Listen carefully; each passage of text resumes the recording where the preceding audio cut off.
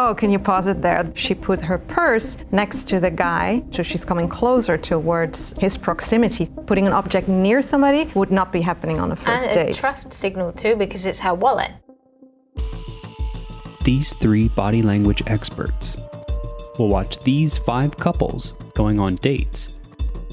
Can they guess accurately how long these couples have been dating, based only on their body language?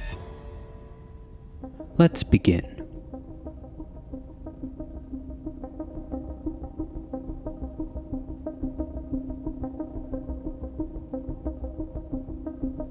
What is intriguing to me is on footage 1, the bag is on her chair and she's very close. There's a lot of close behavior. And the guy as well doesn't look very comfortable. So I would have to actually disagree with you that we're seeing discomfort in number 1. She's crossing her arms and making herself small, yes, but she's also mirroring her partner who's doing the same. They're coming together. I think that they're actually really comfortable in each other's space. I see a lot of reserved behavior there. In number 1, she is covering her ventral side. He's sort of stoic with his arms crossed, and I would want to look at more information. Trying to discern from a video how long people have known each other, how long they've dated, that's really tough. Humans are very complex. Any behavior that you see at any moment is really driven by context. Number 5 was interesting because they were so animated and they seemed to be in tune with each other. Though they've not actually physically touched, we can see there's a lot of closeness. One of the most well-supported indicators of interpersonal closeness is the degree of nonverbal mimicry between partners. I want to see how close people get to each other, how comfortable they are in each other's space. There's so much mirroring behavior. They lean towards each other and they're smiling at the same time. Kind of like a movement dance going on the whole time. When you see a lot of mirroring behaviors, you tend to think, okay, they've been together for quite a while. It's not a first date. Yeah. What I'm seeing here with number 3 is a direct contrast. There's a lot of self-soothing displays. She was literally grabbing the table. My strategy would be to really focus on the details. What are they doing with their hands, doing with their gestures? Maybe they will touch objects to pacify themselves. But that was a very specific behavior that stood out, that she grabbed the table like that. To me, that could be a comfortable moment. I see the man here, he's doing a lot kind of with his hands. It seems to be a lot of nervousness. When I look at their legs, especially the woman here, her legs are tucked underneath her body and wrapped together. She's not feeling negative so much because we're seeing some smiles here, but in the lower body I am seeing some discomfort that this might be the first date. This is a direct contrast to what we're seeing in number 2. Rather than withdrawing into themselves, they're actually taking up each other's space very comfortably. This maybe isn't a long-term marriage because there seems to be a lot of flirting going on, which does tend to die off as the relationship ages because there's less need to show attraction. So we see some flirting going on. We're seeing lots of kind of coy smiles here on number 4. The opposite side, we see some finger picking.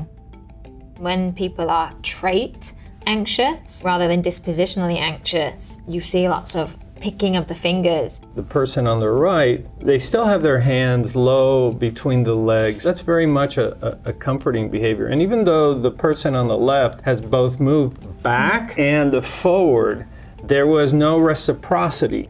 In other words, we usually, if somebody smiles, we smile. If somebody waves, we wave. Reciprocity says, I really enjoy what we're doing here, but we're not seeing that. Now this could be because one person has attraction and one doesn't, or maybe one person is feeling negative towards the other and the other is trying to get that person to engage. All we can really tell from this is that there is an asymmetry here in feelings towards one another. She may be trying to draw her out and her mind is somewhere else. Yeah. Interesting. With number 1, they are interacting, but they have a bit of a bigger distance. They haven't really changed their positions that much. Fluidity of action often speaks of high comfort. If you notice, other couples have moved in and out of different positions. It is very unusual to remain in the same position for this long. So I'm just wondering if they're nervous around each other, if they're reluctant to move around too much. Okay, can you stop number 2? What we just saw was, I would say, very intimate behavior. She's taking the napkin and she's giving it to him. So there was very close proximity. While they're eating, she's taking care of him. So definitely a longer relationship than a first date. Number 5, you just saw a head tilt. There was a head tilt. One more again, and not again. We call that a clue, as you would say. It's getting more and more interesting at number 5 because there's a lot of flirting going on, I would say. She's pacifying herself on her neck. There's a little bit of you could say, courting maybe going on. He's smiling, he's leaning forward. That's interesting to look at. What's interesting about number 1 is that we're seeing negative emotion, but we're not seeing any attempt to engage, which would suggest it probably isn't a first date, and it probably is negative emotion rather than nervousness. Because when I contrast this to number 3, I see similar signs, but in number 3, I am seeing a lot of nervous displays.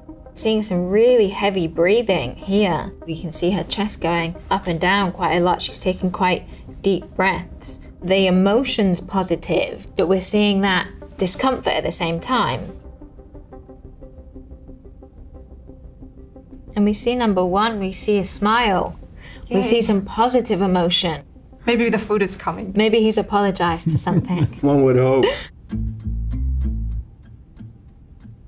Okay, that's definitely a very important thing that we just saw. So now there is a connection physically. She's coming out of her shell, so to say. This is an intimate behavior, even though it's just the fingertips. You have to remember that the fingertips are just plush with nerve endings that are very sensitive. This is a very powerful sign here. Interesting, when the food was brought over, is the first time they're sort of smiling and so forth. A lot of comfort displays here. She's doing a little dance while she's eating. Maybe they were just hungry. And that's where that negativity is coming from, which I can completely understand. You also see it in number 1. We're seeing changes in behavior. I think they were just low on blood sugar. Finally, a little bit more animated. They're both nodding in agreement. Even though they're slightly reserved, maybe because of filming circumstances, they look a little bit more comfortable now. Stop right there. Oftentimes we can tell people really are enjoying each other because they move objects out of the way so that they have a clearer view. But let's stop here. Yeah, that's fantastic. She lifts her ankle. It's ventilating behavior as well. A lot of people focus on the face, not realizing that the feet are actually more honest in revealing just how close we are. We don't unveil our feet, and we certainly don't move them this close to the other person unless we're really comfortable around them. Look how much more animated number 4 is now. There's so much mirroring, even though their hands aren't exactly doing the same thing. Their faces certainly show they're really into each other. Yep. In number 3, on the opposite side, his hands have barely left each other this whole time. We're seeing lots of awkward displays. And we're seeing lots of touching of the menus. The nose. He might be itchy, but in this case, we've seen a lot of discomfort. You see their hand on her knee. That's actually a pacifying behavior. There may be a lot of nervousness there that we're still experiencing. She's not just touching her knee, she's gripping her knee. She's actually starting to scratch, which might say that the discomfort level is actually increasing. Number 2, we're seeing comfort displays. We're seeing him, talking with his mouth full. They're laughing while they're eating and speaking. There's less perception management going on. Number 2, we literally see him picking her food. So that's a very intimate gesture there. You would not do that on a first date. We see a similar behavior with number 1. They just swapped plates. They picked each other's and swapped. Not only did they trade plates, but he was generous and he moved her glass out of the way. I am starting to think that number 1 might be a longer term marriage because they seem so comfortable in the negativity. And what's interesting here about number 3 is we're starting to see them loosen up. We're starting to see a little bit more comfort, which is what you would expect as people get to know each other. So we're kind of seeing a progression here of their comfort levels. In number 1, even though she's leaning back, her foot is very close to his leg. And that begins to talk to us. We saw some of it in number 5. They never really touched, but they were willing to at least venture out that way. And so far, we haven't seen it in number 3. Look at number 4, because this is critical. It's called foot cradling. We do it with babies. We get their feet and we comfort them that way. This is a high comfort display. There's a lot of trust here. When we look at number 2, there's a lot of touching, but also longer touches. You could look at the feet and say, yeah, but they withdrew their feet. Well, I don't think that really matters. Their feet for them are in a comfortable position. Look at the other behaviors that say we're really comfortable around each other. Yeah. Here's what's interesting for all 3 of us is these behaviors, at what point do they become norm? Do they become norm at 3 months? Do they become norm at 5 months or 15 months? People who get along really well within weeks may be mirroring each other, maybe copying each other. How long have they been together? That's really tough. That's really tough. And now it's time to guess. I'm heading towards them being married 4 years. 4 years. 1 year. I'm Jocelyn. And I'm Jake. We've been married for 1 year.